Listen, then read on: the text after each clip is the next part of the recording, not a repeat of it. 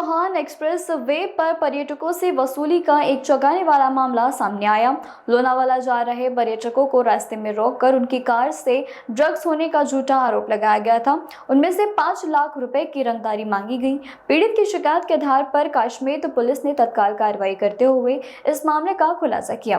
जांच में सामने आया कि इस वारदात में खंडाला हाईवे पुलिस केंद्र के 3 पुलिसकर्मी भी शामिल थे। पुलिस ने 3 पुलिसकर्मी समेत कुल 5 आरोपियों को गिरफ्तार कर लिया है। पुलिस के अनुसार आरोपी ने खुद को पुलिस कार्रवाई का डर दिखाकर पर्यटकों पर दबाव बनाया और उनसे बड़ी रकम वसूलने की कोशिश की।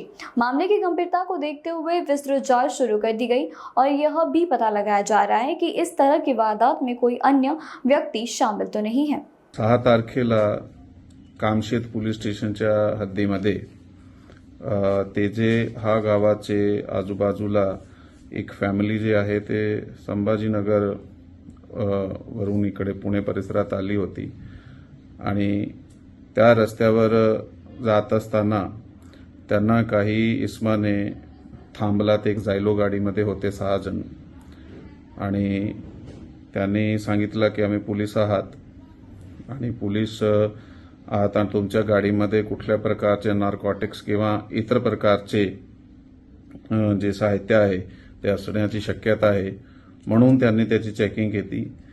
त्या गाडीमधून नार्कोटिक्स वगैरे काही सापडून आला नाही, नुसता एक सिगरेटचा पॅकेट वगैरे होता आणि मग त्या 6 जणांनी त्या जे कुटुंबाचे सदस्य होते त्याच्याकडून FIR प्रमाणे पैशाची मागणी केली आणि पैशाची मागणी केल्यानंतर त्याचे बरोबर त्याची गाडीत काही 1-2 लोक बसले ह्या मंडळीचे आणि त्यांच्याबरोबर पुढे पिंपरी चिंचवड पोलीस कमिशनरेटच्या हद्दीपर्यंत गेले आणि तळेगाव साईडला तिथे एक ATM वगैरेमधून पैसे काढून देण्याचा असा काही त्यांचा ठरला होता।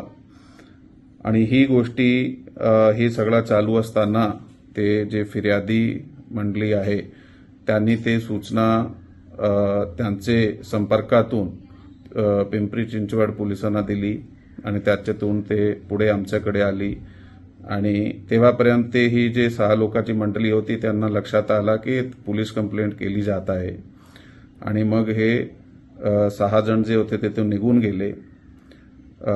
त्याच्यानंतर हे जे फिर्यादी आहे फिर्यादी कामशेत पोलीस स्टेशनला आले। त्या ठिकाणी FIR क्रमांक 152/2026 याप्रमाणे 127/2 BNS 308/2 BNS 352/351 1-2 351 3 आणि 3-5 BNS प्रमाणे गुन्हा दाखल करण्यात आला आहे।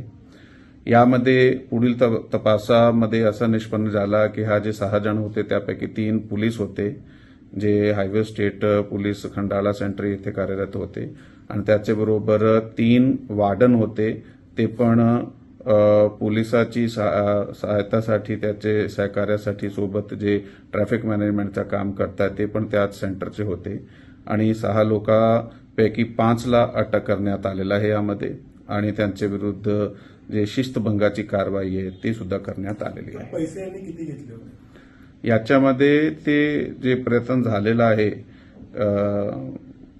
म्हणजे असा झालेला होता की जे त्याची मागणी आहे FIR प्रमाणे ते मागणीपैकी काही पैसे त्याच्याकडे त्यावेळी नसता दुसऱ्या ठिकाणून फिर्यादीने त्याच्या अकाउंटमध्ये मागून घेतले होते त्याच्या भावाकडून आणि ते पुढे ATM मधून काढून द्यायचे असा ठरलेला होता त्यांचा। ते काही त्यावेळी तर 20 ते 50 हजार असे काही एक अमाऊंटची ट्रान्झॅक्शन फिर्यादी आणि फिर्यादीच्या नातेवाईकामध्ये झालेली होती, परंतु यापुढे ह्या घटनेला अंजाम आला नाही कारण त्यांनी पोलिसाला संपर्क केला होता। थँक्यू। जय हिंद, जय महाराष्ट्र।